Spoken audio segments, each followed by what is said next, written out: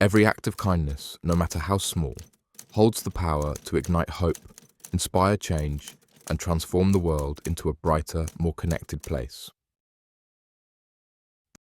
The power of giving transforms the world with one kind act of kindness at a time. Before we dive in, hit like and subscribe if you enjoy the books I publish here. Comment where you're listening from, and the time there, it's always cool to see. Now, listen, grow, and hopefully you fall asleep. Chapter 1. The Pressures of Modern Parenthood. Have you ever contemplated if our most profound challenges, as individuals or parents, stem from something simpler than we perceive? My journey involves navigating one of life's most demanding roles. I'm a father to 3 energetic boys who see me as a patient blend of physician, chef, coach, and therapist, available always. Yet, this facade hides a reality shaped by societal shifts. Historically, childhood as a protected phase is a modern construct, inadvertently adding pressures on children and caregivers. A typical morning in our household is candidly unvarnished. At 6:30 a.m., I'm already battling a perpetually lagging schedule. My youngest, Leo, insists on wearing his superhero attire.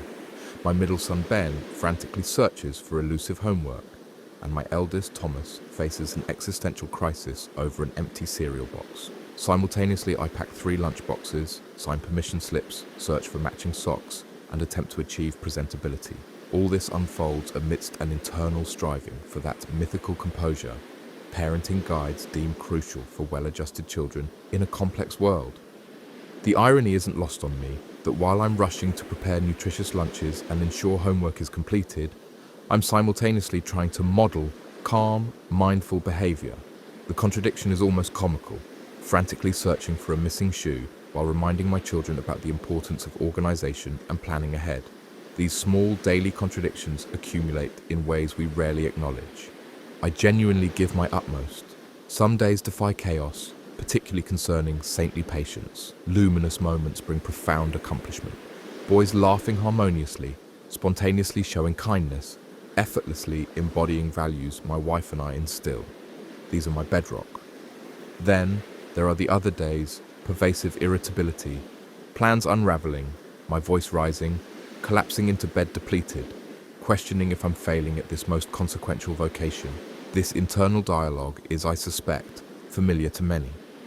Parenting in today's world carries a unique weight. Previous generations raised children without the constant barrage of expert advice, social media comparisons, and overwhelming options that characterize modern parenthood.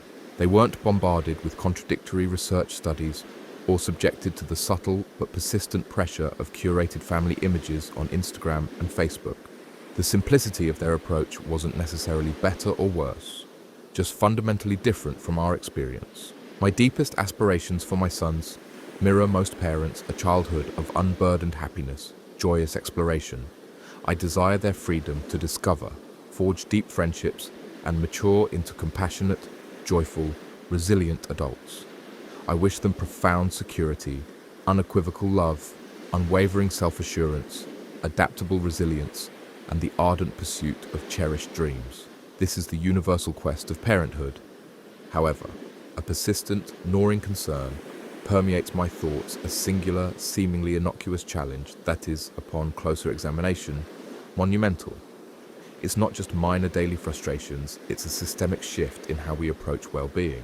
What most don't grasp about this escalating crisis often remains unspoken. The World Happiness Report consistently illuminates a deeply unsettling trend. Over 220 million children and 1 billion adults worldwide grapple with anxiety, depression, and disruptive conduct disorders. This paints a stark, far from idyllic portrait of human flourishing. In this hyper-connected, overwhelming digital age, psychological burdens relentlessly multiply. Ceaseless information, curated social media realities, and accelerating modern life conspire to make stable well-being elusive. These are not abstract figures, they represent real individuals struggling profoundly, demanding immediate and compassionate attention. I witness this struggle in my neighborhood, children's schools, and hushed conversations with fellow parents. We strive to give our children the best start.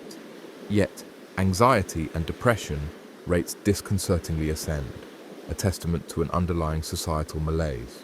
Regrettably, as adults, our daily behaviors inadvertently serve as blueprints. Children perceive our ceaseless busyness, mirror our frenetic pace. They absorb our stress, observe our struggles for contentment. They witness our relentless pursuit from obligation to obligation, compulsive digital engagement, anxieties over deadlines, financial pressures, and the litany of contemporary adult responsibilities. This is the silent curriculum. Our children internalize not just instructions, but our unspoken emotions, dispositions, and philosophical approach to life. When stressed, they sense it. Overwhelmed, they perceive it. When we contend with elusive joy, they implicitly learn that such a state is adulthood's inevitable trajectory. This intergenerational transfer of emotional states is critical, influencing generations. So, how do we transition from widespread anxiety to authentic happiness? How do we interrupt this cycle and forge a different reality for our children and ourselves? There's encouraging news. The World Happiness Report unequivocally asserts that a child's emotional well-being during childhood is the single most reliable predictor of their successful development into a satisfied adult. But this is not hypothesis, it's scientific consensus, rooted in extensive longitudinal studies. This crucial revelation instills profound hope, underscoring the immense significance of our actions now. The emotional bedrock we establish today serves as an invaluable foundation throughout their lives. However, this insight also places a necessary onus upon us as parents to navigate this responsibility with deliberate intention and effective strategies. If accurate, the ideal solution seems straightforward. Happy children lead to happy adults, culminating in a happier planet. An elegant, deceptively simplistic equation. Yet, reality is far more intricate. If simple, we wouldn't face this escalating mental health crisis. The pivotal inquiry: how do we genuinely cultivate elusive, resilient happiness? How do we meticulously build enduring emotional resilience within our children while nurturing it within ourselves? This isn't just philosophy, it's a practical, actionable system we can all implement, one step at a time. This is the precise lesson I absorbed from my own father. Its full magnitude became apparent when I embraced parenthood. He imparted a timeless truth about happiness, its intrinsic origins and deliberate cultivation. Not through lectures, but a cherished tradition that reshaped my comprehension of a fulfilling life.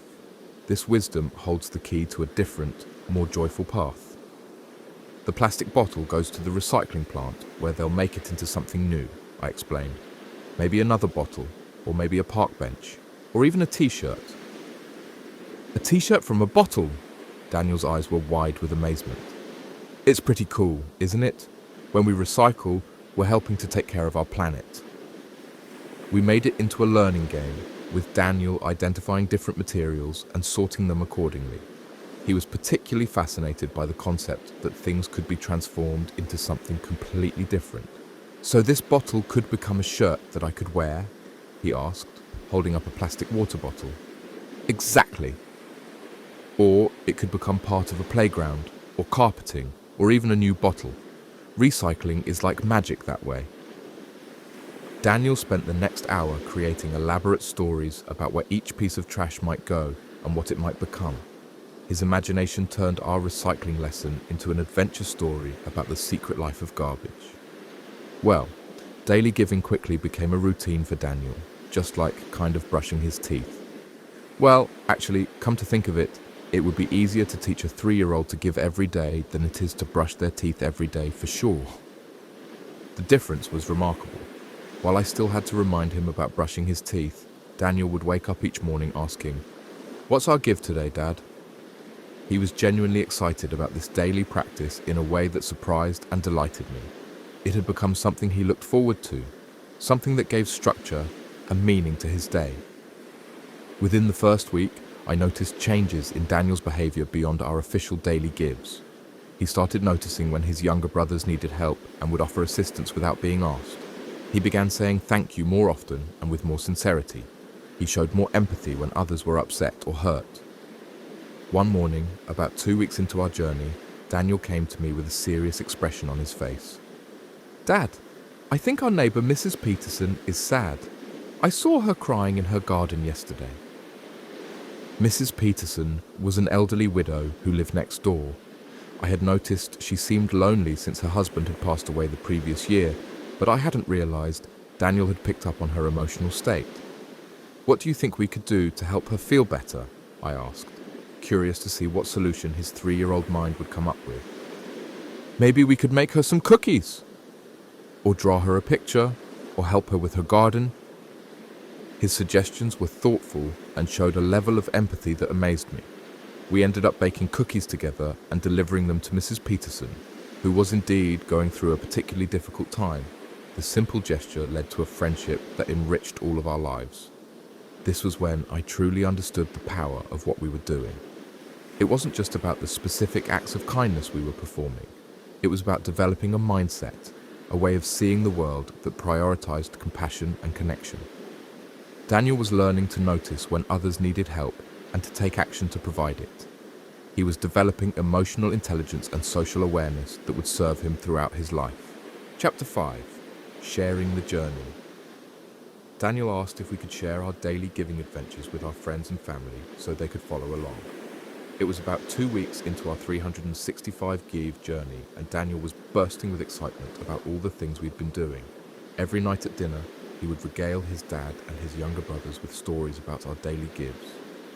Today we helped the mailman by bringing him a cold water bottle because it was really hot outside, he would say, his eyes sparkling with pride. And yesterday we made cookies for Mrs. Henderson next door because she's been sick. His enthusiasm was infectious. Even his 2-year-old brother Tommy would clap his hands when Daniel told his stories, and baby Jake would giggle from his high chair as if he understood the excitement in Daniel's voice. My husband would ask thoughtful questions that encouraged Daniel to reflect on his experiences. How do you think the mailman felt when you gave him the water? My husband would ask.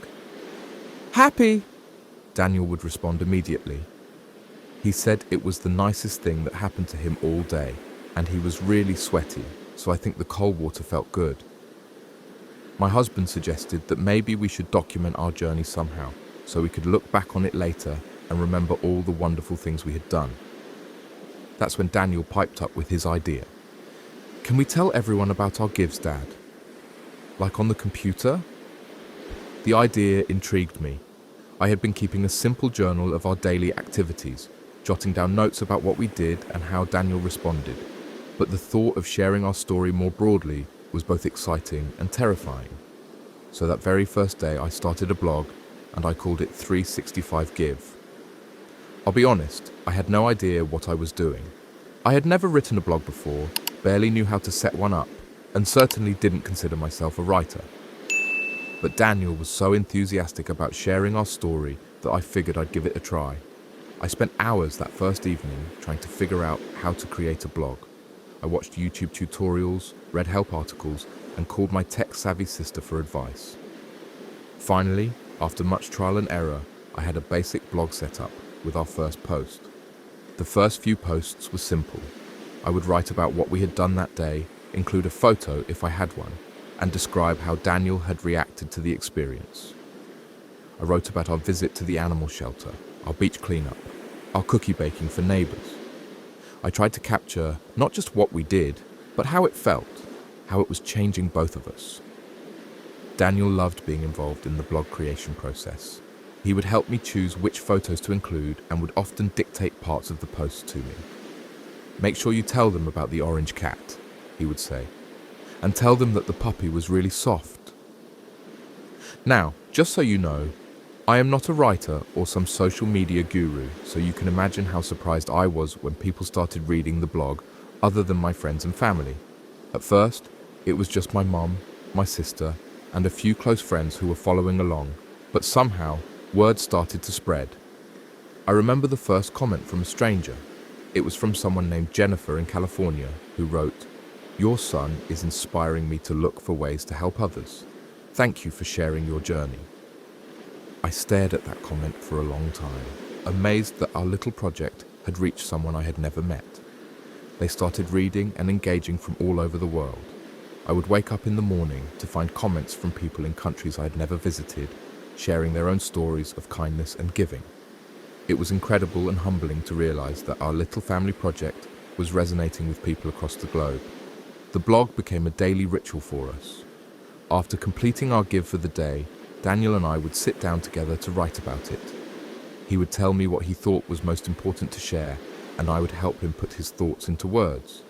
It became a way for us to reflect on our experiences and process what we were learning. They send me emails and leave comments with their daily giving stories because they were inspired by Daniel. The messages would bring tears to my eyes. People were sharing deeply personal stories about how our simple acts of kindness had motivated them to look for ways to give back in their own communities. One email that particularly moved me came from a woman named Patricia in Ohio. She wrote, "I've been going through a really difficult time since my divorce. I felt like I had nothing to offer anyone. But reading about Daniel's daily gives reminded me that I do have something to give. I started volunteering at a local food bank, and for the first time in months, I feel like myself again. Thank you for showing me that giving is the path back to happiness." Another message came from a teenager named Alex in Texas. I was feeling really depressed and like nothing I did mattered. Then I found your blog and decided to try doing one nice thing every day. It's been 3 weeks now, and I actually look forward to getting up in the morning. Yesterday, I helped an elderly man load groceries into his car, and he told me I reminded him of his grandson. It made both of us smile. Actually, I was so excited I'm going to share just a few with you today. So, Marcus from London, England, wrote, "I walk past the same homeless man every day on my way to work. Today I brought him breakfast. He was so grateful I stopped. It's going to be my daily give every day from now on. His name is George, and he told me he used to be a teacher before he fell on hard times. We had the most wonderful conversation, and I realized I had been walking past a human being with a story, not just a homeless person." Marcus followed up a few weeks later with an update. "George and I have become friends. I've learned so much from him about resilience and maintaining dignity in difficult circumstances. He's helped me put my own problems in perspective.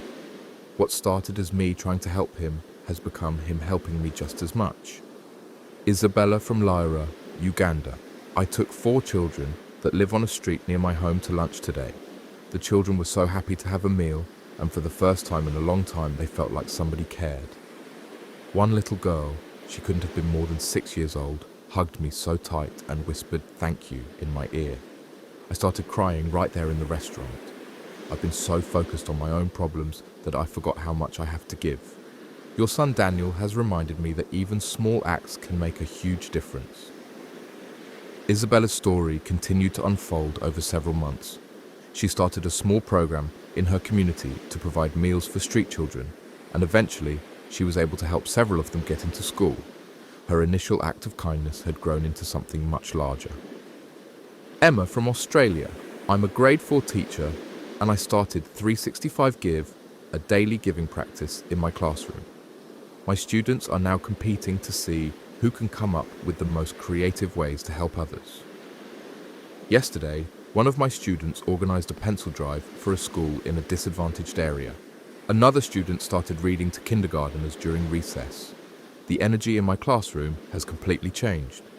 These kids are learning that they have the power to make the world better, and it's beautiful to watch." Emma sent me photos of her students' giving activities and updates on how the program was affecting their academic performance and social interactions. She reported that conflicts between students had decreased significantly and that their overall engagement in learning had improved. Well, this one took me by surprise. Could you really teach 365 Give in a classroom? I didn't know. I was just a dad trying to teach his 3-year-old about kindness. The idea that teachers might want to incorporate this into their curriculum had never occurred to me. But as fate has it, I get a call from my good friend Rachel. She's a local elementary school teacher, and she says, "Michael, I want to take the 365 Give concept into my classroom. Actually, my entire school. I've been following your blog, and I think this could be transformative for our students. Would you be willing to help me figure out how to make this work in an educational setting?" Rachel had been teaching for over 15 years, and she had seen firsthand how stressed and anxious many of her students were becoming. She believed that giving them a sense of purpose and agency, a way to contribute positively to their community, could be exactly what they needed. I've noticed that my students seem more worried and less connected to each other than they used to be, Rachel explained during our phone conversation. They're dealing with so much pressure, and many of them seem to have lost their natural empathy and kindness. I think the 365 Give approach could help them rediscover their capacity for compassion, while also giving them tools to manage their own stress and anxiety. Well, we were both so excited, we went to work. We created an educational program, a tool for teachers that integrates a simple daily giving practice with their curriculum. We called it the 365 Give Challenge. We spent weeks developing age-appropriate activities, creating lesson plans that connected giving to subjects like math, science, and social studies. We designed tracking sheets so students could document their daily gives, and we created reflection exercises to help them process their experiences and understand the impact of their actions. For math, we created problems around calculating the impact of giving. If each student in a class of 25 does one act of kindness per day, how many acts of kindness would they complete in a week, a month, a year? For science, we explored the biology of kindness, learning about the chemicals released in our brains when we help others. For social studies, we examined how acts of kindness have shaped communities and societies throughout history. The program was designed to be flexible, allowing teachers to adapt it to their specific classroom needs and curriculum requirements. But at its core, it maintained the same simple principle that Daniel and I had started with one act of kindness, one day at a time. We also created resources for parents, recognizing that the most powerful learning happens when home and school are aligned. We developed family challenge activities and provided guidance for parents on how to support their children's giving practices at home. The response from educators was overwhelming. Within a month of posting our educational materials on the blog, we had received inquiries from teachers in 12 different countries. The simple idea that had started with a 3-year-old's birthday was beginning to take on a life of its own. Chapter 6. The Classroom Revolution. It's unique because it's powered by the kids. They choose how they're going to give, support, causes, and impact the world in ways that they choose. This was perhaps the most important aspect of the program that Rachel and I developed. We didn't want to create another top-down initiative where adults told children what to do and how to do it. Instead, we wanted to tap into children's natural creativity, empathy, and desire to help. We wanted to give them agency and ownership over their giving. The beauty of this approach is that children often come up with ideas that adults would never think of. They see the world differently, notice things we might miss, and have a wonderful ability to think outside the box when it comes to solving problems and helping others. We started in Rachel's school, and I actually couldn't wait to hear how the kids were going to give. Rachel had introduced the concept to her 2nd grade class with great enthusiasm, explaining that they were going to be part of a special project where they would find ways to help others every single day. A few weeks into the challenge, I went down and I met with a grade 2 class, 7-year-old kids. Rachel had invited me to come and hear directly from the students about their experiences with the 365 Give Challenge. I was nervous and excited, wondering what these young minds had come up with. When I walked into that classroom, I'm not sure who was more excited, me or the kids. The moment I stepped through the door, hands shot up all around the room. Children were practically bouncing in their seats, eager to share their stories. The energy was infectious and immediately told me that something special was happening here. Rachel had created a special bulletin board where the children could post pictures and descriptions of their daily gives. The board was covered with colourful drawings, photos, and short written descriptions of acts of kindness. It was like a visual celebration of compassion in action. First up was Oliver. He waved his hand frantically. He just couldn't wait to tell me all about the fresh-baked cookies they had made and delivered to their local firehouse. We wanted to thank the firefighters for all they did in their community, Oliver explained, his words tumbling out in his excitement. My dad helped us make chocolate chip cookies. We put them in a special box with a card that said, "Thank you for keeping us safe." Oliver was just beaming with pride as he described how the firefighters had given them a tour of the fire station and explained how their equipment worked. They said our cookies were the best they ever had. he added with a huge grin. Next up was Sophia. Well, Sophia's little cousin had suffered from cancer that year, and the kids, the entire class, they decided they were going to do a popcorn sale right at school. We wanted to help other kids who were sick like my cousin Emma, Sophia explained, her voice serious and determined. They raised $252 over recess, and they donated it to a charity that supports kids with cancer. What amazed me was how organized and committed these 7-year-olds had been. They had made posters, set up a table, and taken turns being salespeople during their lunch break. They had even researched different charities to make sure their money would go to the right place. Emma is better now, Sophia continued, but we learned that lots of kids are still sick and they need help, so we wanted to do something. But this is the part that just about had me in tears, because I could never have dreamed that my super fun family project with my son could cause a ripple to so many. Here were children who had never met Daniel, who lived in a different city, who were taking the simple concept we had started and making it their own in the most beautiful ways. One little boy named Marcus had started bringing extra sandwiches to school to share with a classmate whose family was struggling financially. A girl named Lily had organized a book drive for a local homeless shelter because she had learned that many children there didn't have books to read. Another student, James, had started a compliment club where he and his friends would write nice notes to leave in other students' lockers. And it's what their teacher, Mrs. Johnson, said to me, "Michael, my kids are understanding how their actions can make a better world. It's connected them to each other and their community, and most importantly, it's making my classroom happy." Mrs. Johnson went on to explain how the 365 Give Challenge had transformed the dynamics in her classroom. These children are more empathetic, more aware of others' needs, more confident in their ability to make a difference. They're not just learning about kindness in theory, they're practicing it every day. And that practice is changing who they are as people. She told me about how conflicts between students had decreased, how children were more likely to help each other with schoolwork, how the overall atmosphere had become more positive and supportive. "It's like they've discovered this superpower they didn't know they had," she said, "the power to make someone else's day better." The 365 Give Challenge has now touched over 5,000 children in 25 schools, and we have only just begun. What started as a simple idea between Rachel and me has grown into something much larger than either of us could have imagined. The kids are sharing their daily giving stories with other kids, and it's creating a ripple into their families, their communities, and around the world. Parents are telling me that their children are coming home excited about helping others, that family dinner conversations have shifted to focus on how they can make a positive impact. Siblings are inspiring each other, grandparents are getting involved, and entire families are embracing the practice of daily giving. Chapter 7. The Science of Happiness Through Giving. The challenge was created for kids, but it's actually for all of us. Doesn't matter where you live, what you do, or how old you are. Just imagine if we all did it.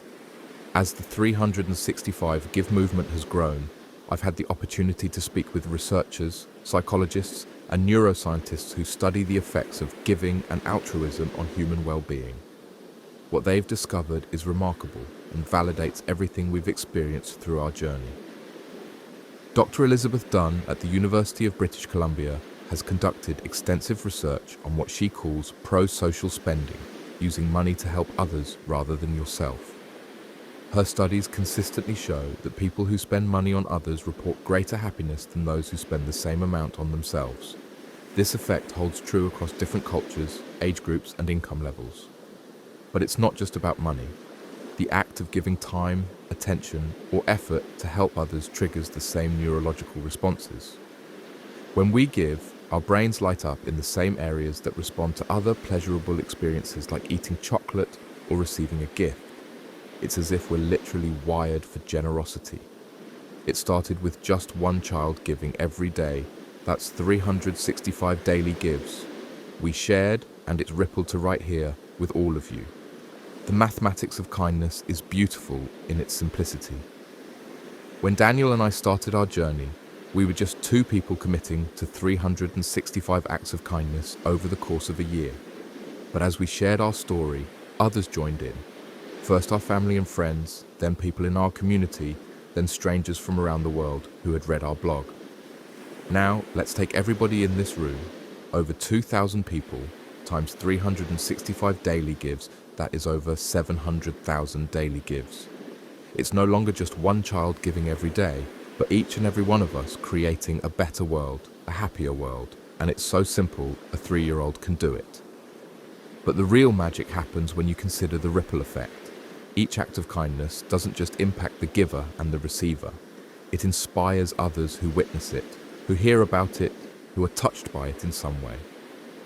Research by James Fowler and Nicholas Christakis has shown that kindness can spread through social networks up to 3 degrees of separation. That means when you do something kind, it can inspire kindness in people you've never even met. It's a daily habit, just like brushing your teeth. Start your list today, take a look at your life, your world, your family, your day. Do what works for you. Donate, volunteer, help a neighbor, be kind to a stranger. The beauty of the 365 Give approach is its accessibility. You don't need special training, significant resources, or a lot of time. You just need to be intentional about looking for opportunities to help others and making it a regular part of your routine. Some days, your give might be as simple as holding the door for someone or offering a genuine compliment. Other days, it might involve volunteering at a local charity or organizing a fundraiser for a cause you care about. The scale doesn't matter as much as the consistency and the intention behind it. This is how we're going to go from anxiety and depression to happy. Together, we can all start small and we can make the world a better world, a happier world, one give, one day at a time. The research is clear: when we give, our brains release powerful chemicals that make us feel good. But more than that, giving creates connections between people. It builds community. It reminds us that we're all in this together, that we all have something valuable to contribute. Dr. Stephanie Brown at the University of Michigan has found that people who help others live longer, healthier lives. Her research shows that the stress buffering effects of giving are so powerful that they can actually extend lifespan. When we help others, we're not just making them feel better, we're literally improving our own physical and mental health. The neurochemical changes that occur when we give are profound. Beyond the endorphins, oxytocin, and serotonin I mentioned earlier, giving also activates the vagus nerve, which is connected to our body's relaxation response. This helps explain why acts of kindness can reduce stress and anxiety so effectively. When children learn to give from an early age, they develop empathy, compassion, and a sense of purpose. They learn that their actions matter, that they have the power to make a difference in the world. And that knowledge, that confidence stays with them as they grow into adults. But perhaps most importantly, giving helps us shift our focus from what we lack to what we have to offer. In a world that constantly tells us we need more money, more possessions, more achievements, giving reminds us that we already have enough to make a difference. We have our time, our attention, our skills, our compassion. And those things, when shared generously, have the power to transform not just individual lives, but entire communities. Chapter 8, Creating a Movement. What started as a simple birthday project with my 3-year-old son has grown into something I never could have imagined. The 365 Give movement has spread to schools, families, and communities around the world. People are discovering the joy and fulfillment that comes from making giving a daily practice. As I reflect on this journey, I'm amazed by how far we've come. What began as a father's desire to teach his child about happiness has evolved into a global community of people committed to making the world a better place through daily acts of kindness. I receive messages every day from people who have embraced the 365 Give philosophy. There's Maria from Spain, who started a giving circle in her neighborhood, where families take turns organizing community service projects. There's David from Canada, who began bringing coffee to the security guards at his office building and discovered that these small interactions became the highlight of his workday. There's a retirement home in Florida where the residents have adopted the 365 Give challenge, finding creative ways to help each other and the broader community despite their physical limitations. There's a corporate team in Japan that has made daily giving part of their company culture, with employees sharing their daily gives during team meetings. But this isn't about creating a formal organization or a structured program. It's about inspiring a shift in mindset, a change in how we approach our daily lives. It's about recognizing that we all have the power to make the world a little bit better, one small act at a time. The kids are sharing their daily giving stories with other kids, and it's creating a ripple into their families, their communities, and around the world. Parents are telling me that their children are coming home excited about helping others, that family dinner conversations have shifted to focus on how they can make a positive impact. Siblings are inspiring each other, grandparents are getting involved, and entire families are embracing the practice of daily giving. Chapter 9. The Power of Giving. The power of giving is not just a philosophy or a theory, it's a tangible, transformative force that can be felt in the lives of individuals, families, and communities. It's a simple yet profound idea that has the potential to reshape our world for the better. As I reflect on our journey, I'm struck by the profound impact that small daily acts of kindness have had on our lives. Daniel's daily gives have not only brought joy and fulfillment to him, but also to the people he has helped. He has learned that his actions can make a real difference in the world, and that knowledge has given him a sense of purpose and confidence that will serve him throughout his life. What began as a simple birthday alternative has blossomed into something far more significant than I could have envisioned. I've watched my son transform from a typical self-centered toddler, which is entirely developmentally appropriate at that age, into a remarkably empathetic young boy who naturally scans his environment for opportunities to help. This evolution didn't happen overnight. It was the cumulative effect of consistent practice, daily conversations about empathy, and regular reflection on how our actions affect others. This gradual transformation holds profound implications for how we might approach character development in children. But the power of giving extends far beyond our personal experiences. It has the potential to reshape entire communities and even our global society. When we embrace the 365 Give philosophy, we are not just making a difference in our own lives, we are contributing to a global movement that has the power to create positive change on a scale that is truly remarkable. The neuroscience behind giving is fascinating and continues to evolve as researchers delve deeper into understanding the biological basis of altruism. When we give to others, our brains activate regions associated with pleasure, social connection, and trust. These neural pathways are the same ones that respond when we eat good food or engage in other pleasurable activities. This suggests that humans are actually wired to find giving rewarding. It's part of our evolutionary heritage as social beings who depend on cooperation and mutual support for survival. Dr. Jordan Grafman, a neuroscientist who has studied the brain's response to giving, has found that when people make the decision to donate to charity, the mesolimbic reward pathway is activated, the same system that responds to food and life. This suggests that giving is not just a culturally learned behavior, but may be an inherent part of what makes us human. What's particularly fascinating is how this biological response to giving appears to strengthen with practice.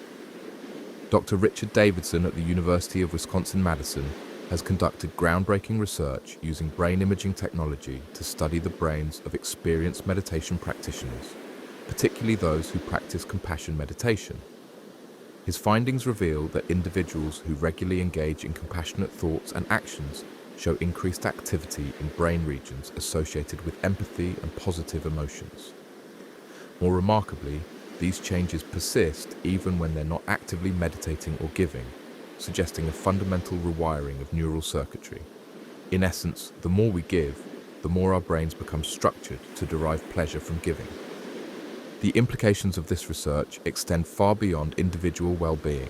If we consider the collective impact of a society oriented toward giving rather than acquiring, the possibilities for social transformation are immense. Imagine educational systems that prioritize empathy alongside academic achievement, workplaces that value contribution over competition, and economic models that measure success not just in terms of profit, but in terms of positive social impact. The 365 Give movement is not just about giving, it's about connection. It's about building relationships, fostering empathy, and creating communities that support and uplift one another. It's about recognizing that we are all interconnected that our actions have consequences and that we have a responsibility to contribute positively to the world. This interconnection manifests in surprising ways. I recall receiving an email from a woman in Australia who had started her own daily giving practice after reading our blog. 6 months into her journey, she described how her relationship with her teenage daughter had been transformed. "We were constantly fighting," she wrote. "But when we started doing our daily gives together, something shifted. We had something positive to focus on, something that took us outside of our own drama. Now, we're not just mother and daughter, we're partners in making the world a little better each day." Her story illustrates a powerful truth: giving doesn't just benefit the recipient, it creates bonds between givers. When families, classrooms, or communities unite around a shared commitment to giving, the social fabric strengthens in ways that transcend the individual acts themselves. Perhaps most remarkably, the benefits of giving appear to be universal across cultures. Research conducted in countries as diverse as Canada, Uganda, South Africa, and India has found that spending money on others produces greater happiness than spending it on oneself. This suggests that the joy of giving is a human constant, transcending cultural differences and economic circumstances. A particularly illuminating study by Dr. Lara Aknin and colleagues examined giving behavior in 136 countries and found that pro-social spending was positively associated with happiness everywhere in the world. This held true regardless of economic development, cultural norms around giving, or social support systems. The researchers concluded that the warm glow of giving appears to be a human universal, deeply embedded in our psychology. This cross-cultural consistency challenges the notion that generosity is merely a luxury of the wealthy or a cultural construct. Instead, it suggests that giving may fulfill fundamental human needs for connection, meaning, and purpose that are universal to the human experience. From the bustling streets of Tokyo to remote villages in the Amazon, people find joy in helping others.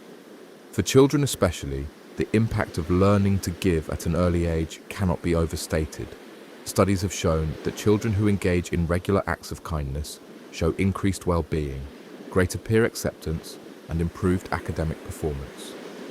They develop stronger social connections and are more likely to maintain positive relationships throughout their lives. By teaching children that they have something valuable to contribute to others, we help them develop a sense of purpose and agency that protects against depression, anxiety, and other mental health challenges. Dr. Kimberly Shonut-Reichel's research with elementary school children has demonstrated that when children perform acts of kindness, they not only experience increased happiness themselves, but also gain greater peer acceptance. Children who were asked to perform 3 acts of kindness per week for 4 weeks showed significant increases in peer acceptance compared to a control group. This is particularly significant given that peer rejection in childhood is a strong predictor of later adjustment problems. What makes this finding so powerful is its practical application. Rather than telling children to be nice or make friends, abstract concepts that can be difficult for young minds to translate into action, we can give them the concrete task of finding ways to help others. The social benefits then emerge organically from this practice, creating a positive cycle of giving and connection. The power of giving extends into adolescence as well. Teenagers, often stereotyped as self-absorbed, actually show remarkable capacity for altruism when given meaningful opportunities to contribute. Dr. Abigail Marsh's research with adolescents has found that engaging in pro-social behavior activates reward centers in the teenage brain even more strongly than it does in adults, suggesting that adolescence may be a particularly receptive period for cultivating habits of giving. I witnessed this firsthand when a high school in Portland implemented the 365 Give challenge. The teachers expected some resistance. After all, teenagers aren't always enthusiastic about initiatives that come from adults. But something unexpected happened. The students didn't just participate, they transformed the program, creating their own social media campaign to document their gives and inspire others. They organized into teams to tackle larger community projects and developed a mentoring program where they taught younger students about the importance of giving. Their energy and creativity far exceeded what any adult could have designed. The power of giving is not just about the act of giving itself, it's about the transformation that occurs within us as we give. It's about cultivating a mindset of generosity, compassion, and empathy. It's about recognizing that we have more to offer than we realize, and that when we give freely and without expectation, we receive far more than we could ever imagine. This transformation often begins with small acts that gradually reshape our perception of ourselves and our place in the world. I think of Thomas, a retired accountant who emailed me about his experience with daily giving. "I always thought I didn't have much to offer," he wrote. "I'm not wealthy, I'm not particularly talented, and at 72 I don't have the energy I once did. But when I started looking for ways to give each day, I realized how many opportunities were all around me. I started helping my neighbor with her garden, reading to children at the local library, and sharing my knowledge of personal finance with young couples in my community. For the first time in years, I feel truly valuable." Thomas's story illustrates how giving can fundamentally alter our self-perception. When we define ourselves by what we can contribute rather than what we can acquire or achieve, we tap into a source of self-worth that is both more sustainable and more fulfilling. In a world that often emphasizes competition, accumulation, and individual achievement, the 365 Give movement offers a different paradigm, one based on cooperation, generosity, and community well-being. It reminds us that true happiness doesn't come from what we acquire or achieve for ourselves, but from what we contribute to others and to the world around us.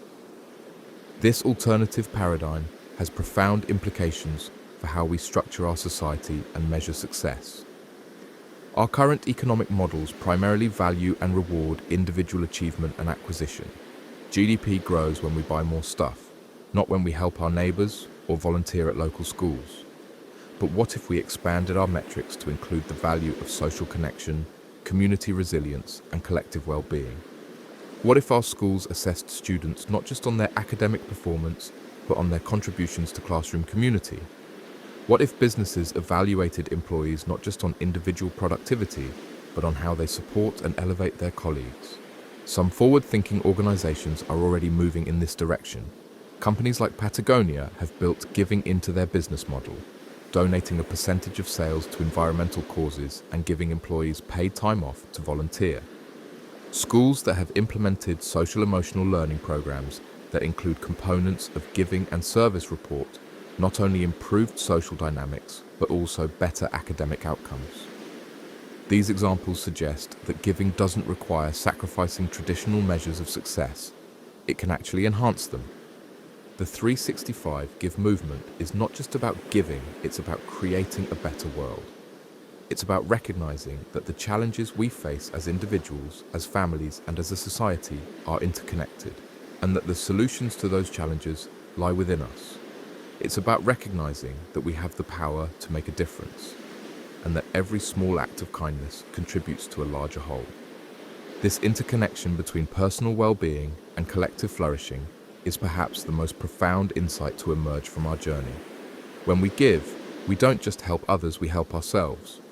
When we teach our children to give, we don't just shape their character, we shape the future of our communities and our world. Consider the ripple effects of a single act of kindness. When Daniel and I brought cookies to our elderly neighbor, we brightened her day.